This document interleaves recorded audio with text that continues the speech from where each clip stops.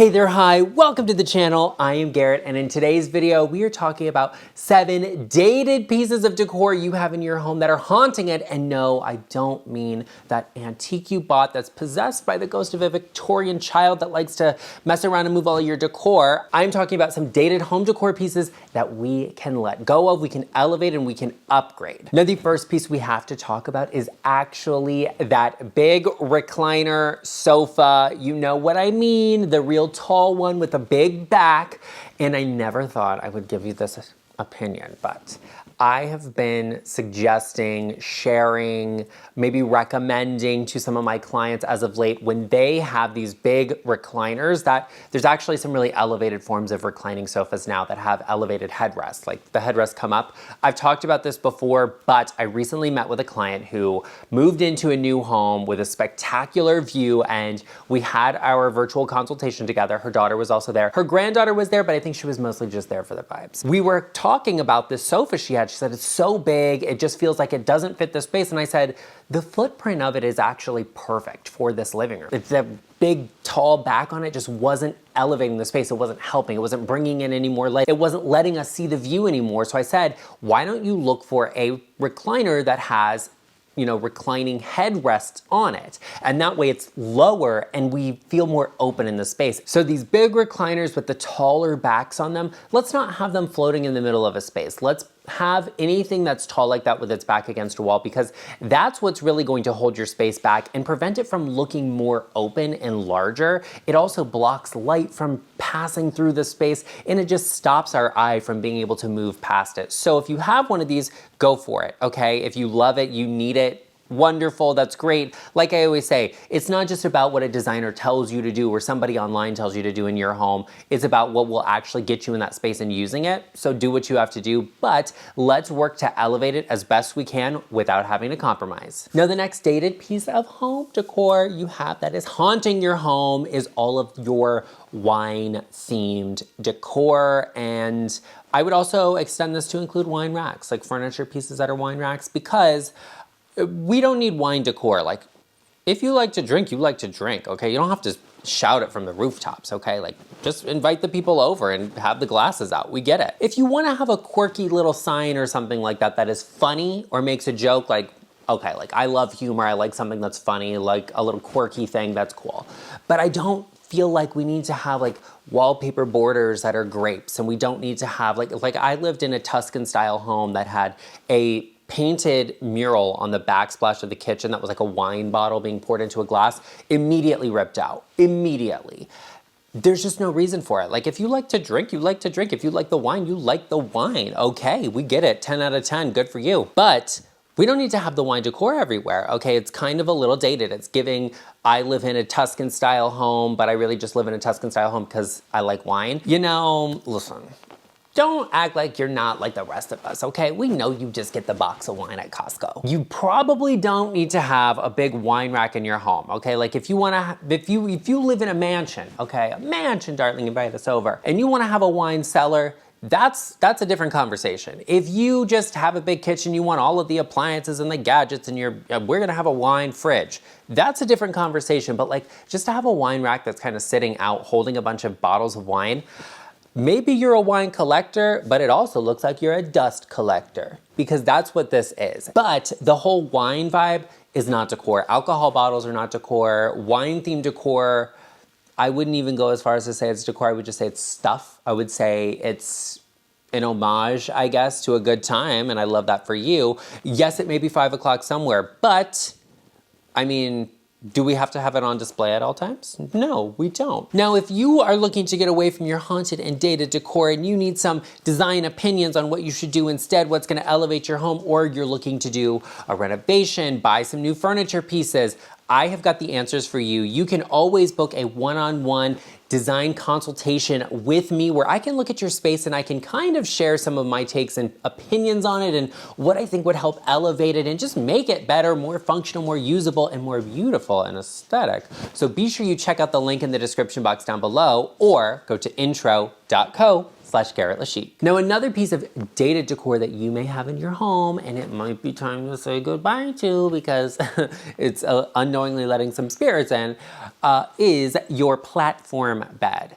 The platform bed was so early 2000s, and I kind of like that, but at the same time, it also has that vibe of like, I just moved in, you know, like, oh, I just moved in and, you know, this is all I have. This is the piece of decor that, you know, this is the furniture piece that was available to me, or I got it for sale on, you know, Facebook Marketplace. It was a really good deal. That's what it's kind of giving to me. It's not giving, I chose this intentionally. It's not giving like, oh, it's so elevated, like it makes sense with the space. I don't like a platform bed because they tend to be very low. Like they just sit low on the ground. And so I don't like my bed to be that low, I guess. Maybe that's all I'm saying.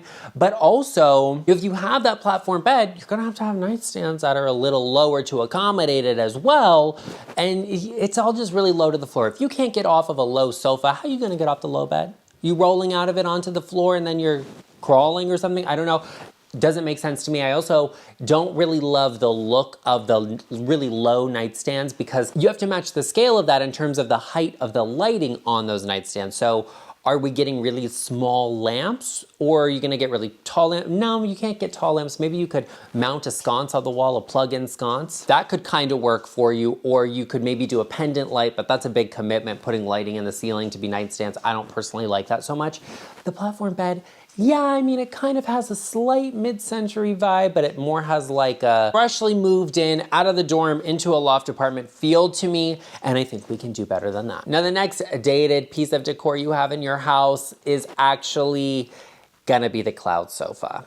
Yeah, I hate to break it to you because I know those cloud sofas were so expensive, but I told you at the time, you can rewind it to 3 years ago or whatever when that trend was happening, that the cloud sofa is not for everybody because it is a down sofa, it's down filled. And basically what that means is it just looks terrible all of the time. Unless you're fluffing it and you're not using it, it looks disheveled, it looks lumpy, it looks kind of all sorts of out of place. And you know, you might have to compromise on something that's ultra comfortable and something that looks good all of the time. And there are sofas out there where you can do that, but you just have to be thoughtful when you're looking at them. And you know, this is where, you know, having a little consultation with a designer comes into play, and you might need that because I could point out to you like, hey, it's gonna be really comfortable and it'll look good when it's fluffed and taken care of, but not always. So what do you do about these sofas if you have them? Because like I said, they're super expensive, okay? At least they were.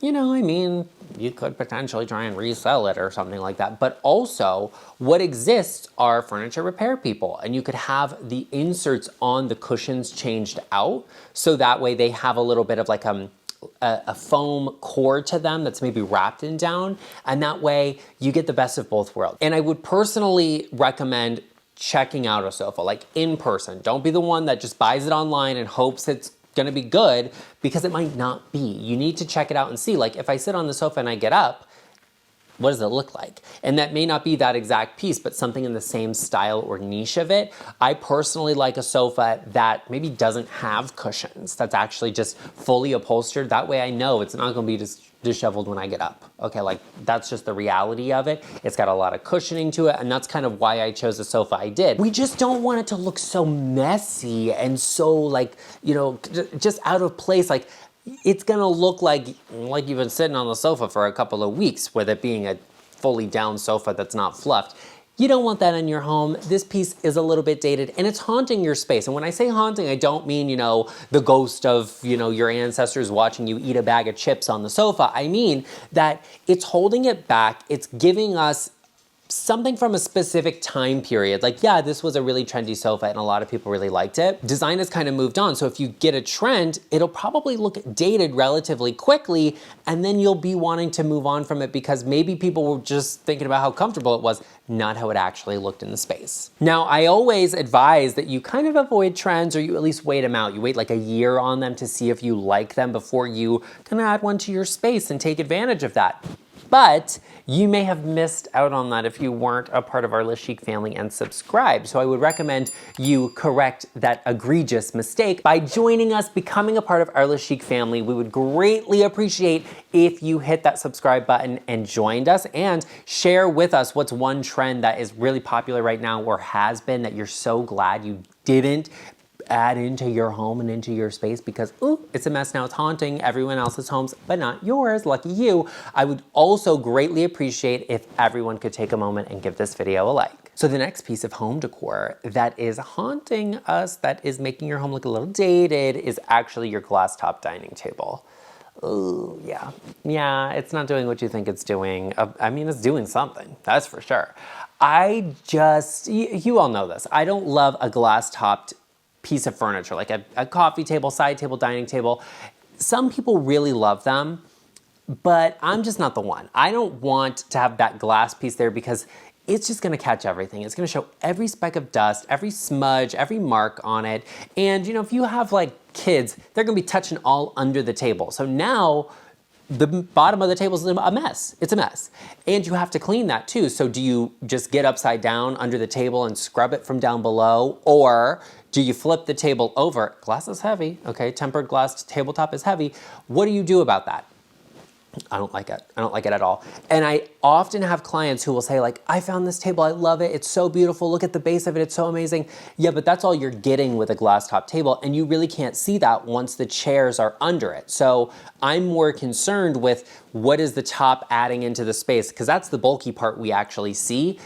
But if it's just glass, it's not adding all that much. And quite frankly, it could look busier than you think it would. And at the same time, if you're gonna get a glass top table, go vintage. So many of them are so good, and they're usually more affordable because it's not newly manufactured glass, so the pricing just hasn't caught up with it. And there's some really good stuff out there that we're just not making today. So if you like this style and you want to add it to your home, okay, you can do it. Like everybody loves a Noguchi style coffee table, okay? Like everybody likes them. I would get a dupe of it personally because there's a million and one of them out there, but it's got a glass top on it. That's a really cool mid-century piece. Go vintage. Another situation, I hesitate to even call it decor, okay, that is haunting your home that we are ready to let go of. Universally, the world has decided we're done with it, is word art. Word art is not art. It's barely even decor. It's a sentence. And that's a personal choice, I would say. I like word art only when it's funny and used sparingly. If you have one little thing that's funny in the kitchen, like fine. If you have one little thing that's funny in the powder room, okay. If you wanna have one of those little signs above your front door that says like, LeChic family established whatever date, that's fine, okay? All of those things are good, but when you start getting into it and it's like inspirational quotes everywhere, it's giving, you know, like, is this your cubicle at your office? Or maybe that's just where your inspiration came from. Like, I don't know. I don't like it. I don't like it. It's too much. Words are busy. Words have movement to them. And yeah, sometimes we want that in artwork. We want our eye to move through it. We want to be able to see it and take it in, but like, I don't want to read it. Basically, that's what it is. I don't need a direct message. Like, you can give me the vibes without having to directly tell me, like, I don't need a sign that says eat in the kitchen. That is the singular reason I am there. I'm not there to have a good time. I'm not there to hang out, okay? I'm there to feed myself. That's the whole point of having a kitchen in the house, right? So we don't need word signs. If you wanna have one little inspirational quote or something that's really special to you, I say do that, but keep it at one, maybe two, if one of them's funny at the very least, okay? Like the one thing that will overcome anything is if I'm having a good time, if I'm having a laugh, that's okay. But let's make sure it's either funny or personal, not just like some generic quote you saw from somewhere. You know, word art is giving me box store, and it looks like you saw it and we're like, yeah, okay, that'll do. And I think we can do a little bit better than that. While we're on the topic of being from a box store, is themed decor. If you are using themed decor, I don't get it. I just, you know, theme for a kid's room, okay. And I don't even like a theme to be so direct, right? Like if your kid has a favorite animation show, like, does it need to be a character all over the place? No, maybe we theme it after the environment from that show, right? Like if your kid likes a show about barnyard animals, like let's make it look like a field where the barnyard animals can play, right? You know, simple. But theme decor is just too direct for me. It's too direct for me. And I think you can do better and with a more subtle nod. Like if you really love Hawaii, okay, everybody likes Hawaii, all right, it's beautiful. That's the T. But we don't have to have like, oh, this is something that says Hawaii. I don't have to have postcards that say it's from Hawaii. I don't have to have a picture of, you know, a turtle swimming in the sea from Hawaii. I get it, like that's the vibe, I love that. We can design our space around a subtle, tropical, coastal feel using texture, using colors, using, maybe you have a plant, okay, that is a more tropical oriented plant in that space. That's enough of a theme that we get the message and we get the feeling and the vibes. I don't want it to scream in my face that it is something. If you have to tell me what it is, it's probably not that thing. It's the same thing if you are one of the people that you're like, I'm obsessed with Paris. I love Paris. Okay, Paris is great. I've been there, like it's beautiful, all of the things. But if I wanted my home to feel Parisian, I wouldn't hang a picture of the Eiffel Tower up. Okay, I would look at French architecture, I would pull some of those elements, I'd probably use applied moldings, I might use a little bit more of an ornate ceiling medallion and light fixture. I would look for things that have that French sensibility to them instead of it just being like France, because we're not in France. Like that's just not where we are. And if we are in France, I don't need you to tell me that because I know where we are.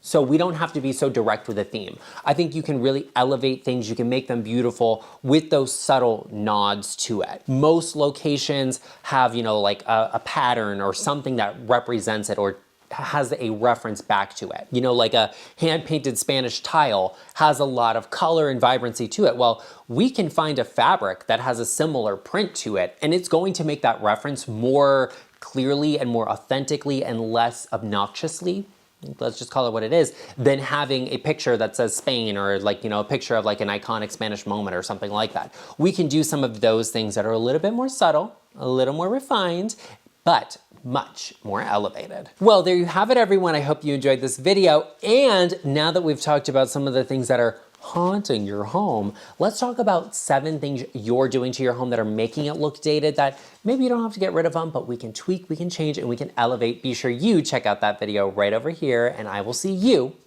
over there.